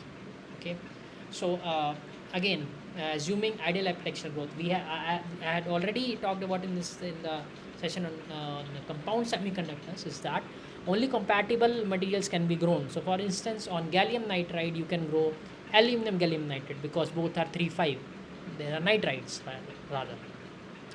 You cannot grow cadmium telluride on top of gallium nitride because there is a lattice constant mismatch. They have to remain the same crystal family. All those things have to withstand. Okay, so first of all, we must make sure that all of these are 3 nitrides. 3 nitride means first element has to be of group 3, and the second has to be a nitride. Let's see the options. Aluminum gallium nitride. Aluminium and gallium are both group 5 materials. So it's aluminium, gallium, indium, boron is also there. I'm forgetting the last one. Sorry, I'm not able to recall the more element that we have. But and we have the nitride here, right? Boron and nitrogen. So aluminum nitride is allowed. It's allowed. Aluminum gallium nitride is just a ternary alloy of aluminum nitride and gallium nitride. Aluminum nitride is allowed. Gallium nitride is allowed. So algan is also allowed. This is also algan. This is InGaN, indium gallium nitride. So we have indium nitride is allowed. So all these materials are permissible. They belong to the same family of gallium nitride. All right. So that option does not help. Now what the other thing that we know is that the band gap has to be larger than band gap of gallium nitride, which is 3.4 EV. Okay. So let's see which of these materials have band gap more than 3.4 EV. So for this I draw this. This is again sheet taken from 2 weeks before. The slide taken from 2 weeks before. On the y-axis we have the band gap of these respective materials. On the x-axis we have the lattice constants. Silicon is also shown here for reference, okay, and sapphire. All right, so let's just see. So you can see they have the similar families. You see this structure. This structure denotes what family they belong to. See, silicon is given as cubic here, okay. So even if you, I'm not saying you must remember these structures. What I'm saying is that they have the same families. They belong to the same family, so they can be grown on top of each other without too much of a problem. Okay. So we have gallium nitride is over here, which is 3.4 EV. We want a band gap which is larger than 3.4 EV. So can we use aluminum nitride? Yes, it has band gap larger than 3.4 EV. It's around 6.1 EV. So I can use aluminum nitride because this has band gap of 6.1 EV. Okay. Can I use aluminum gallium nitride? So 30% aluminum and 70% gallium. This will lie somewhere on this line, the blue line that you're seeing. This you can see ALZ GA 1 minus Z. But this means this blue line will always have band gap larger than GaN. You can clearly see that. The actual value you can get using the Wavelength's law, if you remember, EG of let's say ALX GA 1 minus X nitride was equal to X times EG of aluminum nitride plus 1 minus X times EG of gallium nitride, and I'm ignoring the Boeing parameter which is there. This is actually B into X into 1 minus X and so on. So let's ignore this term. But you can clearly see is that this blue line, if you put Z equal to 0.3, okay, so this means 30% aluminum, so you lie somewhere over here. Let's see. You can calculate this exact value actually. So this will be 0.3 times 6.1 plus 0.7 times 3.4. I'm using this expression. Okay. So this will come out to be 6.1 times 0.3, which is 1.83 plus 0.7 times 3.4. Sorry, 0.3.4. This is 4.2. So this is coming out to be 4.2 EV, which is larger than 3.4 EV. So this is also permitted. 0.5 and 0.5, so they will lie 0.5 into 6.1 plus 0.5 into 3.4. This is very simple. 3.4, their midpoint is, so this is 4.75 EV. Again from Wavelength's law. So this is also permitted because this is larger than your 3.4 EV band that you require. In GaN, 17% indium, 83% gallium. InGaN lies on this red line, and you can see that all of the InGaN alloys will be always lesser than the GaN. Okay, you can actually calculate the 17%. Why the 17% is so peculiar? Because when you put 17% of indium and 83% of gallium, it is lattice matched. So this is interesting because this is lattice matched with GaN. This means there is no stress that is involved, either tensile or compressive. But what is band gap? Its band gap will be lower than GaN, so this is not allowed. You can calculate from this Wavelength's law. Due to the lack of time, I'm not going into that. So we identified that these three are the materials that we can use. Which one to use now? Now that's something which we can go into the practicalities of that. So for instance, it will be slightly difficult to have 50% aluminium.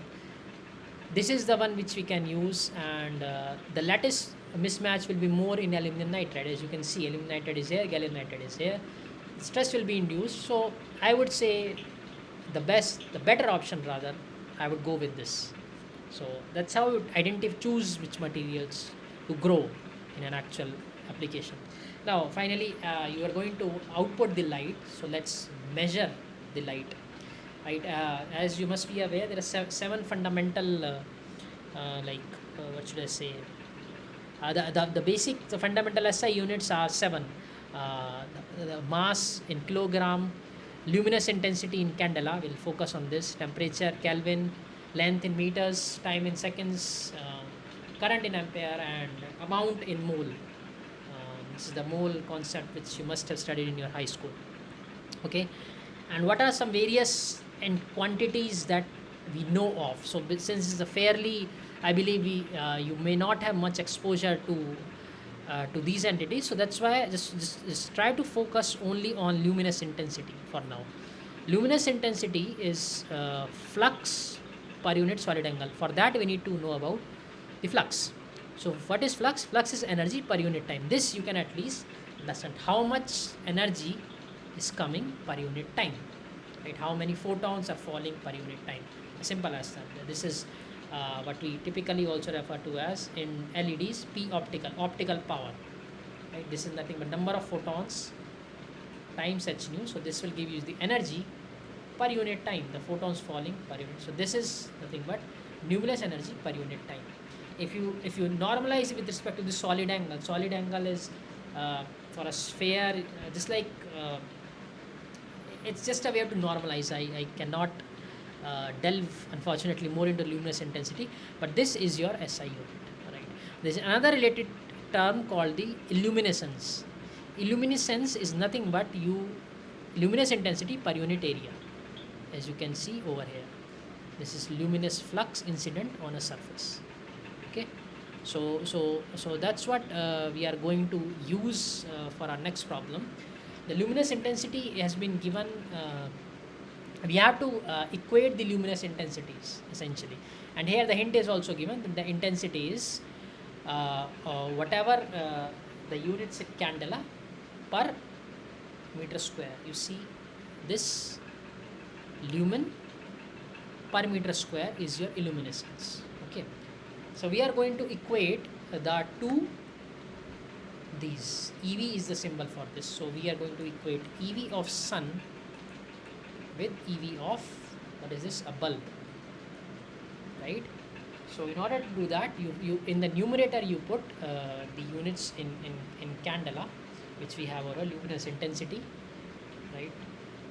So luminous, we are going to compare the, yeah, so luminous intensity we are going to put, so that is given as, that is we need to find out. So luminous intensity of sun we need to find out over the area. So sun is it will go into all the four direction, in all the directions. So we'll put 4 pi r square. R is the distance between sun and earth, equal to, because earth is the surface we are interested in, Li of bulb divided by 4 pi d square. D is the distance between the bulb and this surface which we are interested in. So from this Li of sun, you can say Li of bulb times r square over d square. So this is given as 10 to the power 4 candela. R is this, the distance between earth and sun, 1.5 into 10 to the power 11 squared, distance between bulb and this is given as 0.3 meters, so 0.3 squared. This will be 10 to the power 4. This is 5 times.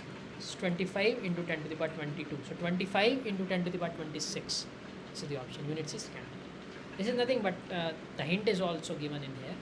It's just a straightforward expression. Right. So this is more of an understanding of what does illumination on a surface depend on. So this is the sun that we have. Right. And this is the earth surface. Let's say. Right. Sunlight is falling over here at noon. So it naturally depends on what is the distance from this point to this point. Okay, so this is true.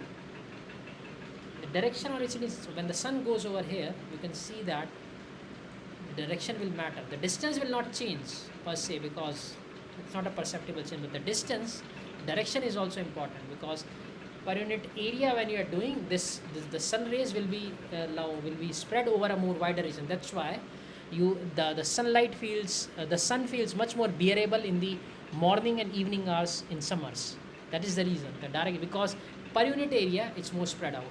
Okay, and the illumination, that is essentially the power the sun is producing. So for instance, sun, even it's in you saw what millions of kilometers away, still feels hotter, and if you're standing from a bulb even 10 meters away, it doesn't feel that hot. That is the reason, because its power is so much more. So in fact the answer here will be all of the above. Okay, so we are finished just in time. I'll stay back for a few more minutes to answer any doubts and whatnot.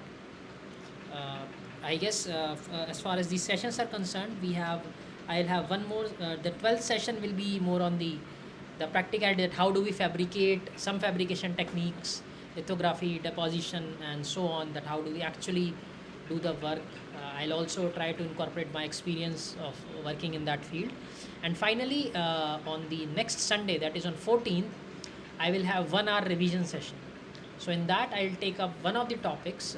Most likely I'll be taking PN junctions in that, or if you have any other specific, or I can have, if you have doubts to be taken care of, I am more than happy to answer that. My email ID is there is pinned in the chat box. You can refer to that. If you have any specific doubts, please send it to me, I guess by next Wednesday, so that I can prepare my slides and according to that. Or otherwise, if I don't receive any inputs, any doubts, then I'll choose most likely PN junction. So that is the news. That is all. Thank you for staying back. Have a good evening.